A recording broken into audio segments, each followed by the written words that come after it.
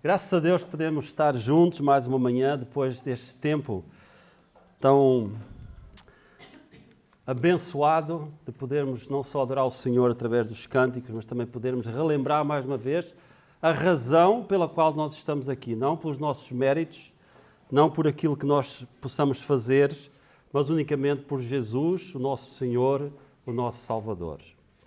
E conforme os irmãos que são habituais, e não só, os nossos amigos também que normalmente estão connosco aos domingos, há alguns meses que nós vimos a falar sobre o que temos chamado do panorama do Antigo Testamento, e o nosso objetivo, a nossa ideia inicial era que através das diversas histórias reais que iríamos estar a ler, desde a criação do mundo, desde a criação de tudo aquilo que existe, desde a queda do homem, e todos os episódios que nós já vimos ao longo destes meses, apontar para quem? Para o Salvador, para o Senhor Jesus Cristo, para o Deus perfeito, o Deus que veio e no cumprimento das profecias, que nós também temos vindo a ler ao longo destes meses, veio para nos resgatar da condenação que pesava sobre nós por causa do nosso pecado e nos levar a Deus, e Deus nos adotar como seus filhos, e nós sermos a Igreja do Senhor. E hoje o título da nossa meditação é o Rei da Morte e da Vida. Deus não só é o Criador de todas as coisas, Deus não só é o sustentador de todas as coisas, mas se você e eu, nesta manhã, estamos vivos, é porque Deus assim o permite. Porque todas as coisas estão debaixo do poder e das mãos de Deus. É Deus quem dá a vida, é Deus quem tira a vida, é Deus quem controla tudo e todos no mundo em que nós vivemos. Mesmo aquelas pessoas para quem por vezes nós olhamos e dizemos, mas como é que é possível? Como é que Deus permite isso?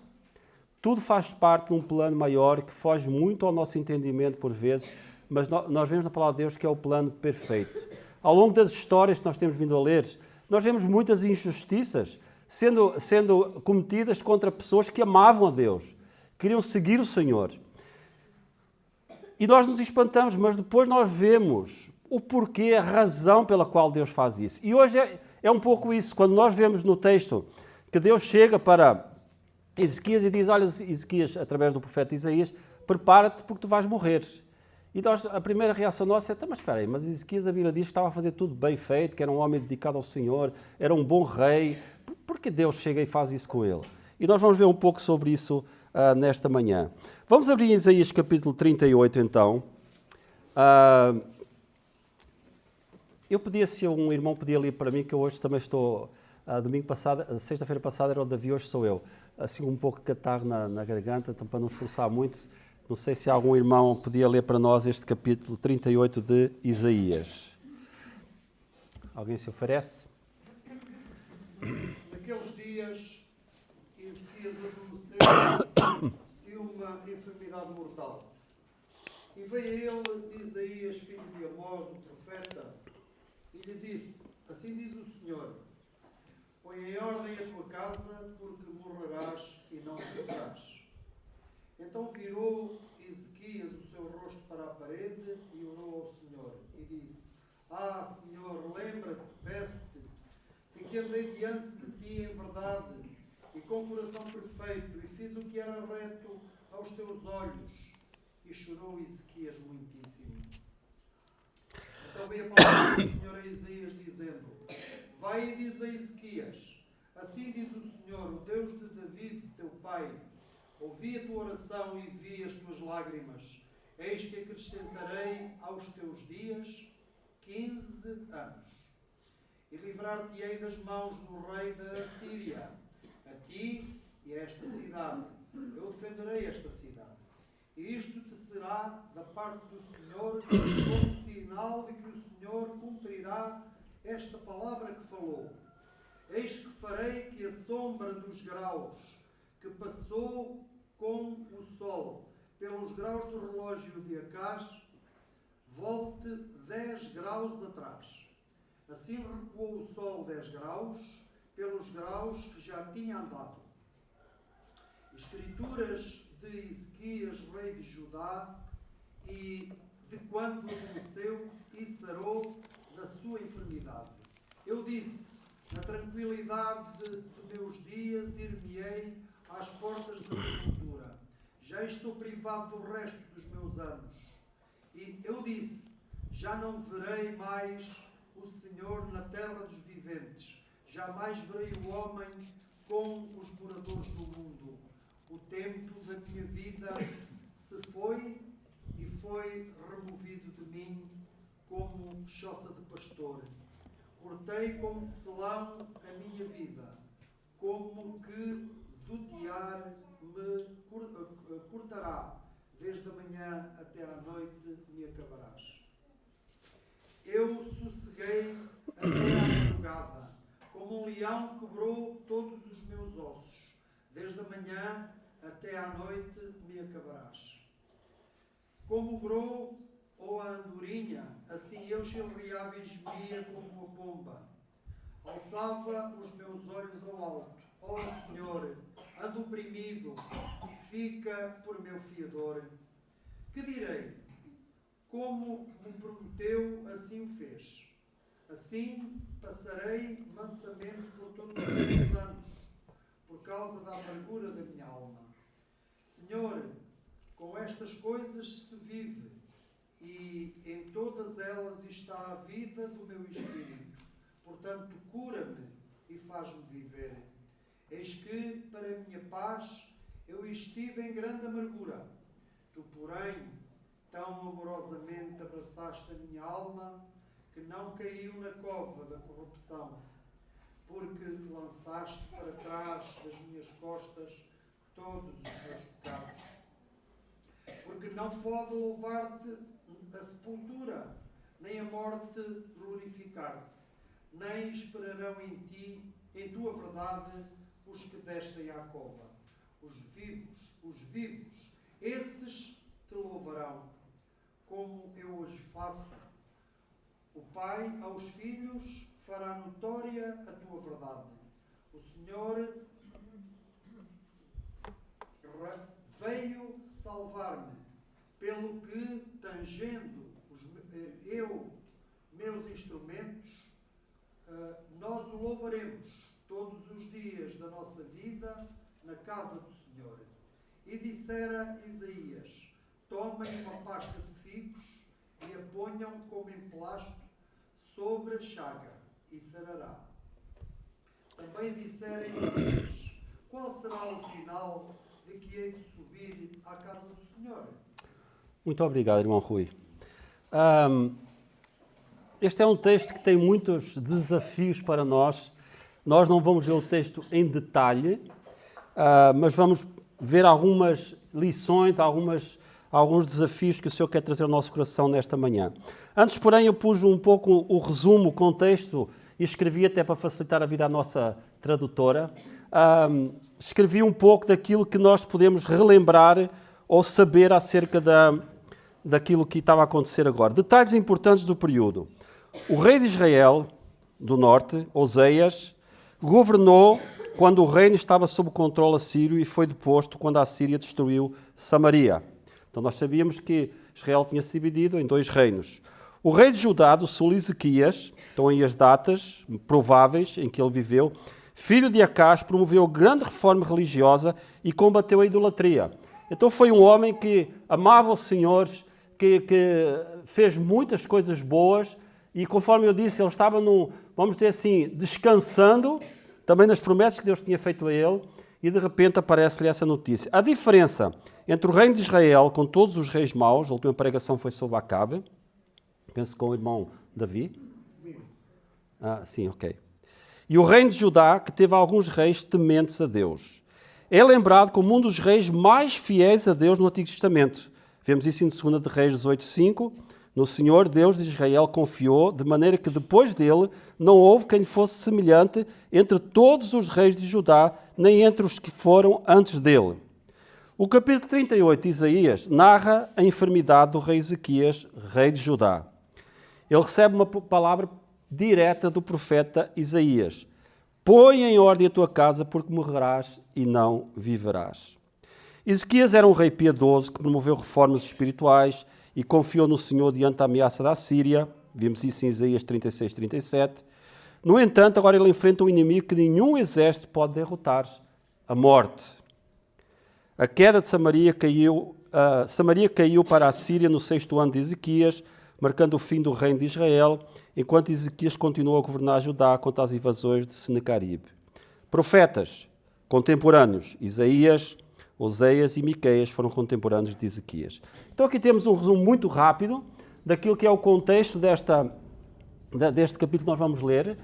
Conforme o nosso irmão Samuel falou, parece que de repente, pela distância dos livros, decorreram muitas centenas de anos. Não, é uma ordem que foi dada à palavra de Deus, mas são o que encontramos em 2 de Reis, encontramos aqui em Isaías, e então vamos pensar um pouco sobre aquilo que o Senhor quer falar para nós nesta manhã. Em primeiro lugar, no texto que nós lemos, o rei que decreta. Deus, conforme eu disse, é o rei, é o Deus Todo-Poderoso. E é interessante quando nós lemos este texto e começamos a ler e vemos da forma como Deus estava a abençoar a vida de Ezequias, Ezequias adoece. E diz a palavra de Deus que era uma doença mortal. Não diz qual era, mas era uma doença considerada para a morte.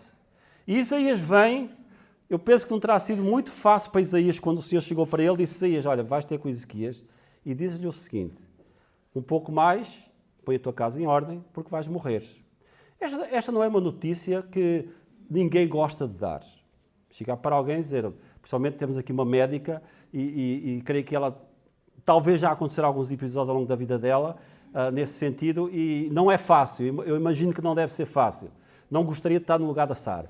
Mas Isaías chega e dá esta notícia e diz, a sentença é muito clara, ele diz, olha, vais morrer. A morte não é negociável pela força humana. Ela revela nossa fragilidade, a brevidade da vida e a soberania de Deus. Ou seja, Ezequias reage corretamente. Ele vira o rosto para a parede e ora ao Senhor. Ele não discute com Isaías, ele clama a Deus. Então, quando ele recebe esta notícia, qual é a atitude dele? Ele não fica, Isaías, que é isso? Mas tu conheces-me, como é que Deus pode fazer isso comigo? Olha, o que é que eu... E começar a dar um currículo, né, de todos os seus feitos. O que é que o texto diz? Que ele humilhou-se, virou-se para a parede, não queria estar distraído com nada, nem com Isaías, e falou com o Senhor, orou. Nós temos vivido ao longo da nossa vida, e mais recentemente, a história de alguns irmãos amados, que quando nós ouvimos a notícia, olha, este irmão está com esta doença, nós pensamos, será que esse irmão ou essa irmã vai partir para o Senhor assim tão cedo? E certamente que nós, a nossa reação natural como filhos de Deus é orar e dizer, Senhor, tem misericórdia, Senhor, olha, cura, Senhor, ajuda. O nosso coração fica doente, mesmo não sendo às vezes connosco, e triste. E temos tido o testemunho também de muitos irmãos e irmãs que quando enfrentam essas dificuldades das doenças, eles oram ao Senhor, eles estão próximos do Senhor. Então, de Ezequias era um rei, podemos dizer assim, bem-sucedido, mas era um homem, era um ser humano, com as suas fragilidades. Aliás, ele demonstra isso mais tarde em decisões que ele toma, que não serão as decisões mais corretas. Também revela o quê? A vida é um vapor que aparece e logo se desvanece. Nós estamos aqui nesta manhã, pela graça de Deus. Eu não sei se amanhã de manhã eu acordarei para um novo dia, aqui neste mundo. Certamente, se não acordar neste mundo, estarei na presença do Senhor. Mas nós não sabemos, é algo que a vida é frágil. E quando nós lemos este texto da palavra de Deus dizendo, prepara, né? Prepara a tua casa, põe em ordem a tua casa, porque morrerás e não viverás. Não é só o que Deus está a dizer para Ezequias, olha, prepara porque amanhã estás morto. Não, é prepara-te, porque vais morrer. E isso é uma frase que deve tocar o coração de cada um de nós que está aqui nesta manhã. Prepara-te.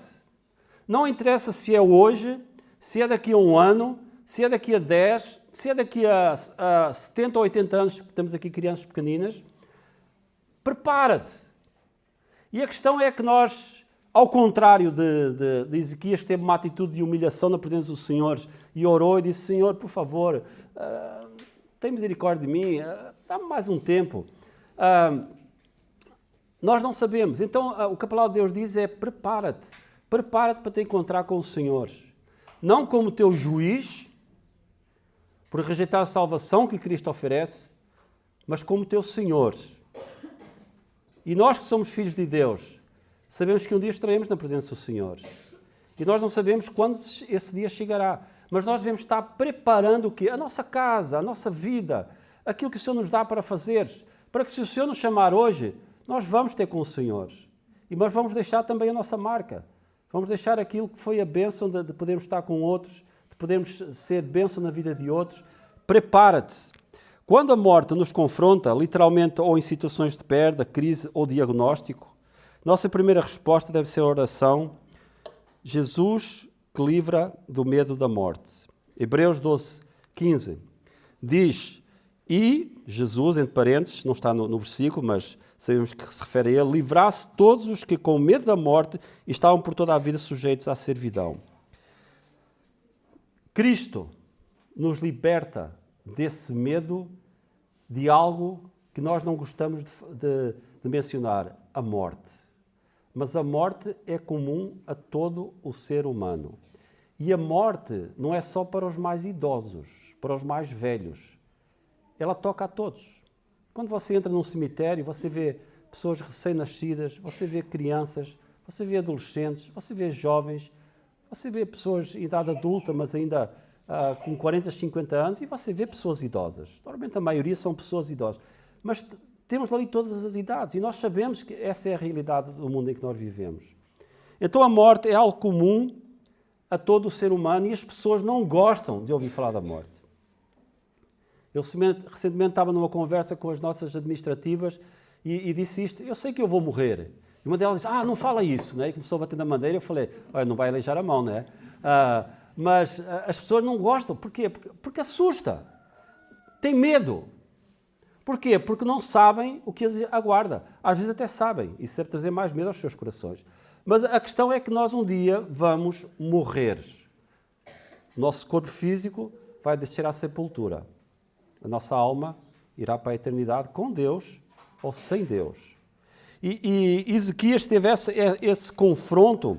Então, Deus disse, e quando Deus diz, nós temos que ter atenção.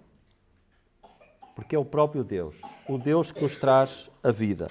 Então, o nosso texto fala da oração de Ezequias, quando ele se volta para o Senhor e diz: Senhor, lembra-te, peço-te, de que andei diante de ti em verdade e com um coração perfeito e fiz o que era reto aos teus olhos. E chorou Ezequias muitíssimo.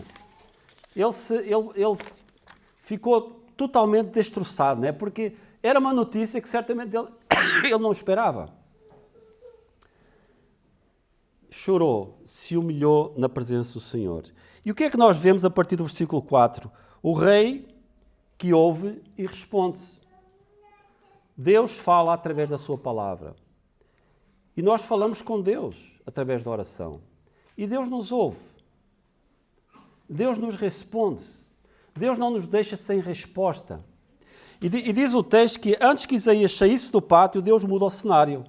Então Isaías vai-se embora, deixa Ezequias a chorar, e quando Isaías está para sair, Deus disse: Isaías, volta para trás porque eu ouvi as orações de Ezequias. Vai lá e diz-lhe algo que eu tenho para lhe dizer. E o que é que Deus disse para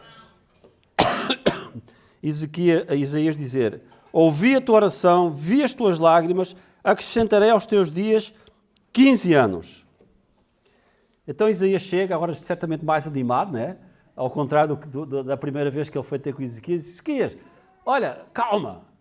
E Ezequias olha para ele e falou: o que é que ele vai me trazer mais notícias? Né? Já disse que eu vou morrer. O que é que falta mais? E então Isaías disse: olha, Deus disse que ouviu a tua oração e vais ter mais 15 anos de vida. Certamente que, ao contrário do que Ezequias tinha feito anteriormente, ele saiu dando pulos de alegria, né? E falando: uau, olha, não esperava por essa. Que boa a notícia. Então, o que é que isto demonstra? Que Deus não só ouve, mas Deus responde. O rei que é soberano. Deus é o Deus Todo-Poderoso. Ele é o Deus da morte e da vida. Ele é o Deus que tem o poder para dar a vida, mas também tem o poder para tirar a vida. Esse é o nosso Deus. Ezequias sabia disso. Mas não só isso. O rei que ouve o clamor dos seus filhos. Quando nós falamos com Deus, Ele nos ouve.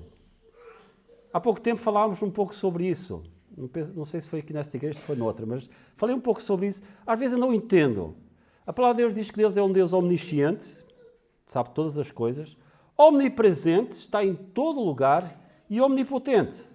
Ou seja, quando eu falo com Deus aqui, na minha língua, em português ou em inglês ou noutra língua de outra nação, tem milhões de pessoas noutros lugares falando com Deus na sua língua e Deus está ouvindo a todos. Como se estivesse sozinho comigo ouvindo aquilo que eu estou a dizer. E Deus me conhece. E Deus conhece o meu coração. Quando Deus falou para Isaías, vai dar esta notícia, Deus já sabia aquilo que iria acontecer a seguir. Que Ezequias ia se humilhar na presença dele. Que Ezequias ia dizer, Senhor, mas porquê isso está a acontecer comigo? Deus sabe todas as coisas. Deus não é pego de surpresa por nada daquilo que nos acontece. Então é um Deus que ouve o clamor dos seus filhos. É o rei que tem poder sobre a morte. Conforme eu disse, ele não só dá a vida, mas ele também tira a vida. A vida não está nas mãos do médico, do rei ou da sorte, está nas mãos do Senhor. Com todo o respeito pela nossa médica e pelos nossos enfermeiros, mas eles sabem que eles são limitados naquilo que eles podem fazer, né?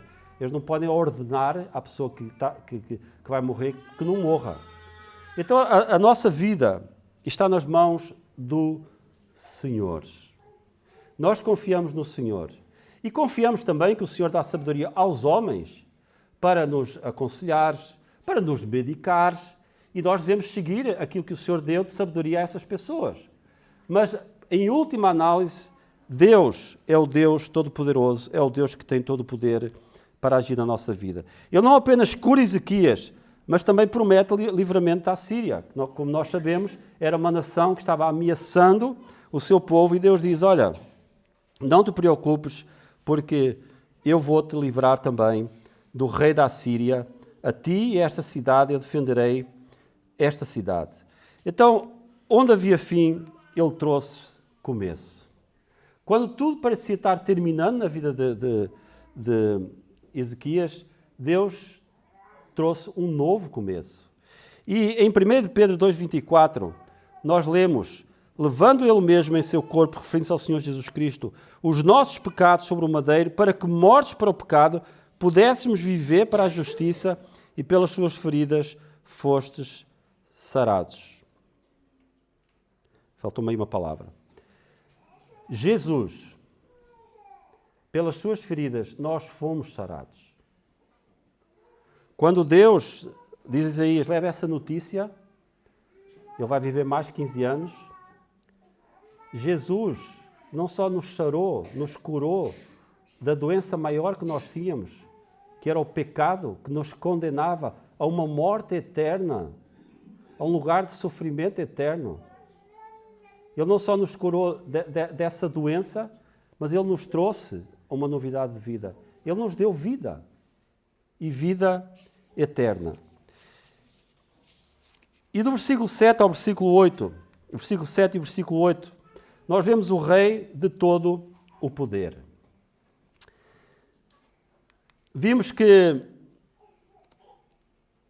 Isaías chega para Ezequias e diz, isto te será da parte do Senhor como sinal de que o Senhor cumprirá a palavra que falou. Eis que farei a sombra dos graus que passou com o sol pelos graus do relógio de Acás, volte 10 graus atrás. É interessante que em 2 de Reis, no capítulo 20, tem mais uma coisinha que eu achei interessante. O capítulo 20 de 2 de Reis, versículo 9, Isaías diz o seguinte, disse Isaías, isto será de sinal da parte do Senhor, de que o Senhor cumprirá a palavra que disse. Adiantar-se-á a sombra 10 graus ou voltará 10 graus atrás? E Ezequias diz, Isaías, adiantar é fácil, porque ele vai se adiantar, né? Agora, atrasar não é tão fácil assim. Aliás, eu acho que é impossível. E então, o que é que Ezequias disse? O que é que Isaías diz? Ok. E Isaías ora e Deus faz o relógio recuar. O relógio há muitas ideias, mas era provavelmente um relógio que se regulava pela sombra do sol, né? Nós ainda lembramos desses tipos de relógios, nós os mais velhos, né?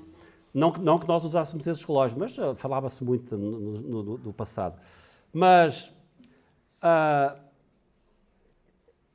cerca de 40 minutos, ou seja, a sombra recuou cerca de 40 minutos e Ezequias viu realmente que Deus estava e era palavra de Deus e que Deus iria cumprir com a sua palavra. Então Deus faz a sombra retroceder 10 graus no relógio da Acaz, o tempo volta atrás. Isso aponta para uma verdade profunda. Deus não é prisioneiro do tempo, Ele é o Senhor do tempo. Para Deus, tempo não existe. Deus é eterno. Para Deus, tudo é um momento único. Passado, presente e futuro. Nós medimos o tempo pelos anos, os anos de vida que temos. Já lemos esse texto hoje, 70, 80 anos. Depois é enfado, né? É canseira. Mas Deus não mede o tempo como nós medimos. E a palavra de Deus fala sobre isso. Ele é o Senhor do tempo. Se Deus quer adiantar o relógio, se Deus quisesse adiantar o relógio também, naquele momento adiantava. Se quisesse atrasar, em vez de 40 minutos, 40 horas, atrasava. Não está isso em discussão, mas foi uma prova, a forma que Deus teve de demonstrar para Ezequias, olha, eu sou o Deus Todo-Poderoso. Se eu digo que tu vais viver mais 15 anos, tu vais viver mais 15 anos. Por isso, Paulo, já falámos sobre este texto e temos falado muito sobre este texto, mas quando Paulo levanta a questão da salvação e Paulo olha para ele mesmo e olha para o povo e diz, eu não entendo como é que Deus ainda é um Deus que tem misericórdia de nós, que exerce misericórdia em nossas vidas.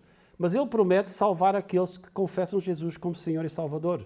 E Ele tem esta exclamação que nós conhecemos muito bem, Romanos 11, 33 e 36, quando Ele diz, ó profundidade das riquezas, tanto da sabedoria como da ciência de Deus. Quão insondáveis são os seus juízos e quão inescrutáveis os seus caminhos.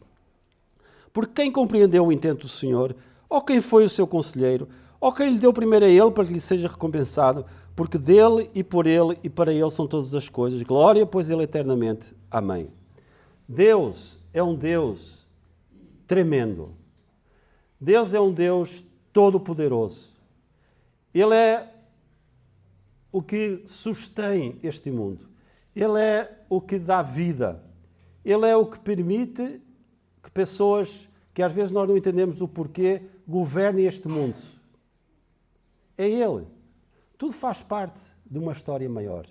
E Paulo, apesar de tentar explicar às pessoas um pouco mais acerca de Deus, ele diz, olha, esse é o meu Deus. Agora, se vocês querem saber mais, eu não vou conseguir explicar, porque Ele é um Deus profundo demais, é um Deus sábio demais, é um Deus que sabe e conhece todas as coisas.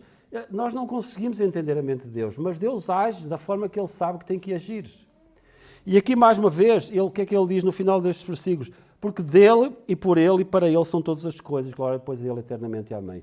Tudo começa com Ele, tudo se sustém através dEle, tudo é para a glória dEle. E neste plano que Deus tinha para a vida de Ezequias, era isso que estava acontecendo. Ezequias, tu estás vivo porque eu permito que tu estejas vivo. Tu vais continuar vivo porque eu vou permitir que tu continues vivo por mais 15 anos, mas um dia tu partirás também. Então, irmãos, nós vemos aqui nestes versículos, o 7 e o 8, que Deus traz a prova de que aquilo que Isaías estava falando era a realidade. E depois nós começamos então, em quarto lugar, a ver o rei que ouve e aceita o nosso louvor e adoração.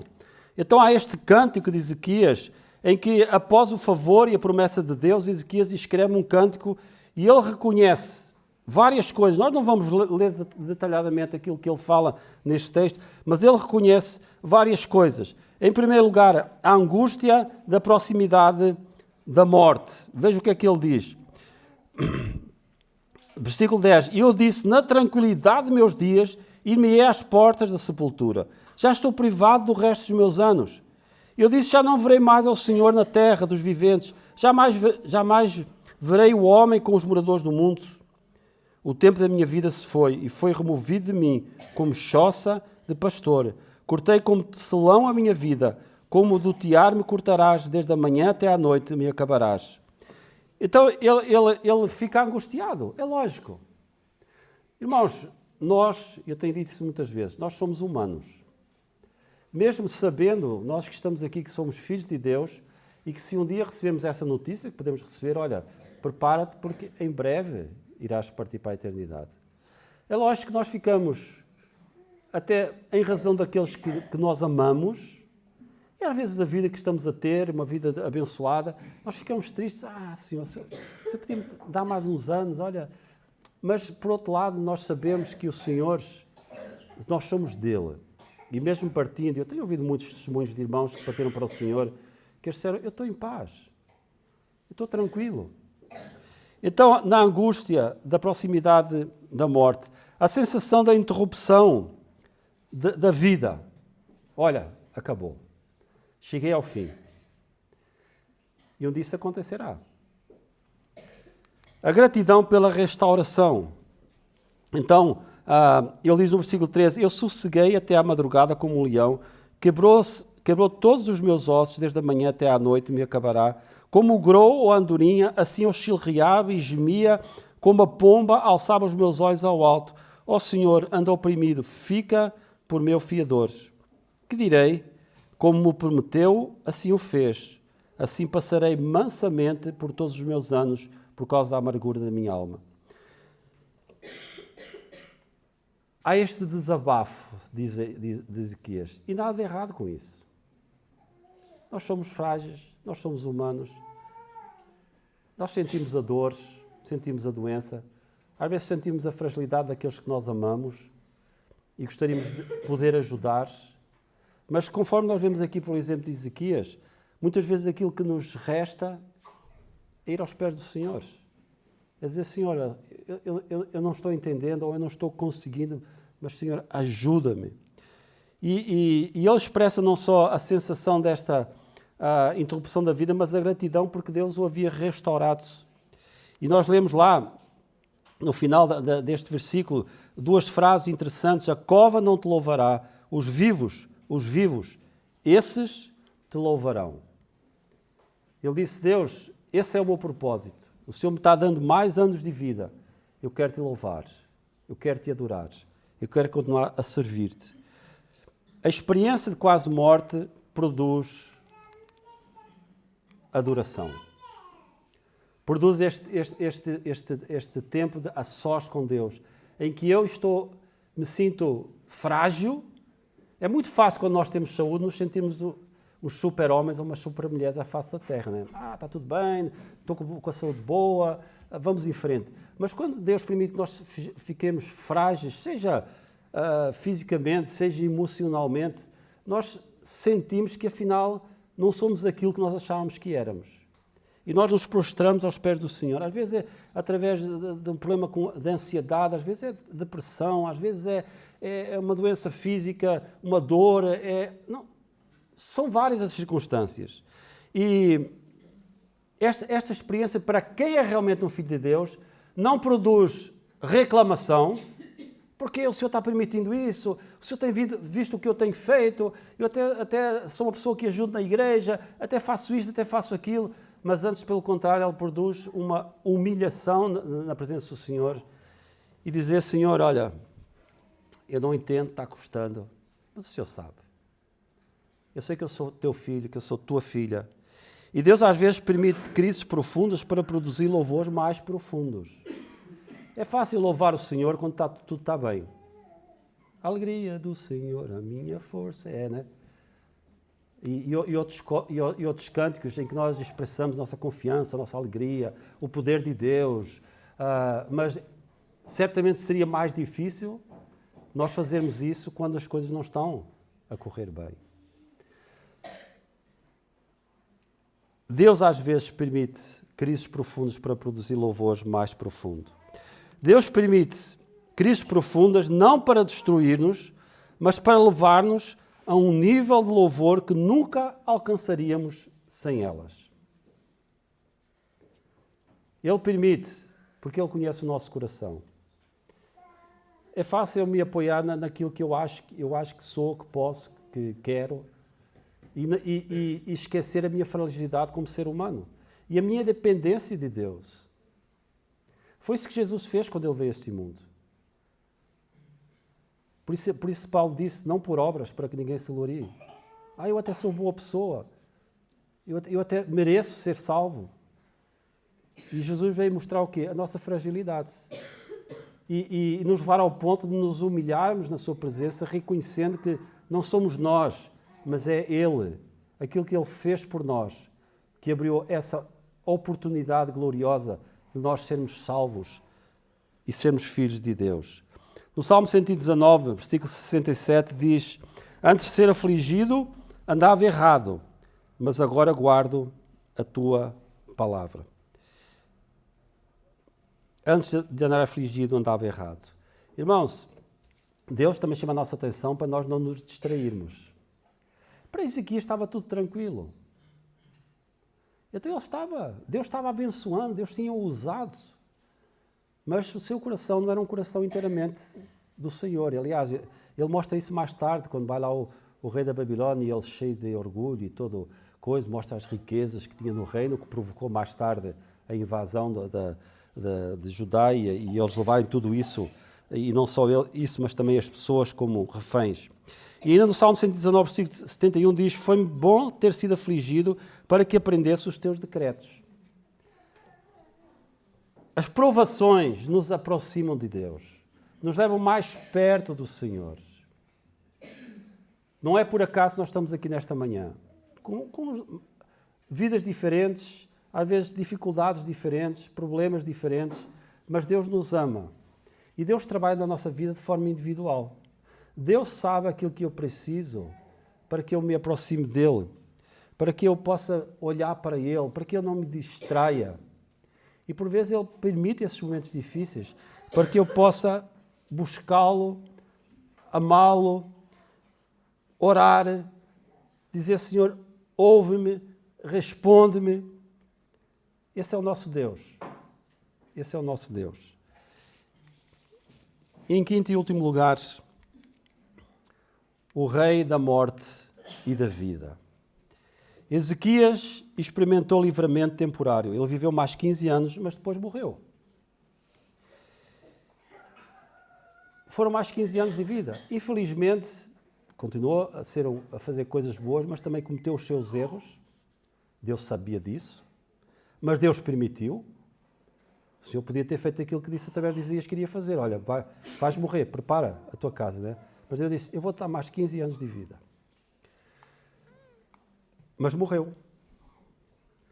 E Deus tem-nos sustentado a vida, mas nós vamos morrer. A menos que o Senhor venha, conforme nós queremos como igreja, de que venha arrebatar a igreja e alguns de nós possamos ir para a sua presença ainda em vida. Mas nós vamos passar por isso. Isso aponta-nos para alguém maior. Jesus é o verdadeiro rei da morte e da vida. Ele nos deu vida, estando nós mortos em delitos e pecados. Ele mesmo disse: eu sou o caminho, a verdade e a vida. E Jesus não estava falando de um caminho qualquer. Jesus não estava falando de uma verdade qualquer. Ele não estava falando da vida física humana. Quando Jesus disse: eu sou o caminho, ele disse: eu sou o caminho, o único caminho para Deus. Não é para a Estarreja, ou para a Vanca, ou para a Mortosa. É para Deus. Eu sou o único. Tudo aquilo que é apontado fora deste caminho conduz à eternidade de condenação, longe de Deus. E ele disse também: eu sou a verdade. O que é que ele disse? Fora de mim, tudo o que vos disserem que pode ser uma possibilidade de vocês irem a Deus, é mentira. Eu sou a verdade. E ele foi mais além. E ele disse: e eu sou o único que posso vos dar vida. Não simplesmente vida física, que é aquela que nós temos neste momento, mas a vida eterna. É uma vida que não tem fim. Sou eu. Não é o João, não é a Maria, não é o santo tal, não é a religião tal. Sou eu. Eu sou o Senhor da vida e da morte e da vida. Jesus. E foi isso que nós vimos lá atrás com Ezequias. Deus disse: eu posso tirar a vida, mas eu também posso prolongar a vida. Mas esta vida que Deus deu a Ezequias era uma vida que teve o seu fim, porque era uma vida física. Jesus trouxe aquilo que não se pode perder. No Evangelho de João, Jesus declara: disse-lhe Jesus: eu sou a ressurreição e a vida. Quem crê em mim, ainda que esteja morto, viverá. E todo aquele que vive e crê em mim, nunca morrerá. Nunca morrerá. Nós que estamos aqui não passamos por essa experiência, mas a palavra de Deus nos deixa essa indicação de que nós dormimos em Cristo. Ou seja, a partir do momento que a nossa alma sai do nosso corpo e vai para Deus, para nós são, não sei se milésimos de segundo, mas é como um abrir e fechar de olhos. Fechamos aqui e abrimos na presença do Senhor, nós que somos do Senhor. E Jesus disse isso, olha, eu sou o Senhor da morte e da vida. E quem crê em mim, ainda que esteja morto, e mais uma vez não é morto fisicamente falando, é morto em delitos e pecados, é condenado, ainda que esteja morto, viverá, porque todo aquele que crê em mim nunca morrerá. Estamos a falar num plano espiritual. Nós já falámos que nós morremos, fisicamente falando, mas a nossa alma é uma alma eterna que vai na presença de Deus, para a presença de Deus. E Jesus dizia, crês tu isto? Talvez todos nós estamos aqui e digamos, sim, eu creio. De que forma é que esse crer se reflete na tua vida? Crer é eu confiar, é eu depositar a minha confiança, é eu descansar em algo. Agora, por vezes eu encontro, certamente muitos irmãos aqui já encontraram pessoas que quando nós perguntamos, crês em Jesus? Sim. Eu até celebro o Natal, celebro a Páscoa. Isso até o diabo crê. Ele sabe que Jesus existe. Mas ele nunca será salvo. Crer em Jesus é confiar. Confiar o quê? Eu estou debaixo da condenação. Eu estou morto espiritualmente falando. E só Jesus pode me dar vida. E o que é que eu preciso fazer? Confessar Jesus como Senhor e Salvador. Pedir que Ele me livre desta condenação que pesa sobre mim por causa do pecado. E me liberte e me dê a verdadeira vida que só Ele pode dar. Enquanto Ezequias recebeu mais 15 anos, Jesus oferece vida eterna. Enquanto Ezequias chorou diante da morte, Jesus enfrentou a morte voluntariamente, por amor de ti, por amor de mim. Quando ele disse, não a minha vontade, mas a tua. Quando ele pôde exclamar na cruz, está consumado. Enquanto Ezequias foi curado da morte, Jesus venceu a morte. Na cruz, Jesus assumiu a nossa sentença, morrerás e não viverás. Mas agora ele diz, morrerás, mas viverás. Porque eu sou o Senhor da vida. Mas ao terceiro dia ele ressuscitou, provando que ele tem poder sobre a morte. Ele é o Senhor do tempo. Ele é o Rei eterno. Conforme eu disse, Ezequias ganhou 15 anos e depois morreu. Mas Jesus não oferece apenas tempo. Ele oferece eternidade. Mais uma vez, se você me perguntar o que é a eternidade, Berto, eu vou dizer, eu posso tentar explicar, mas não vou chegar nem perto. Eternidade é um tempo que jamais terá fim.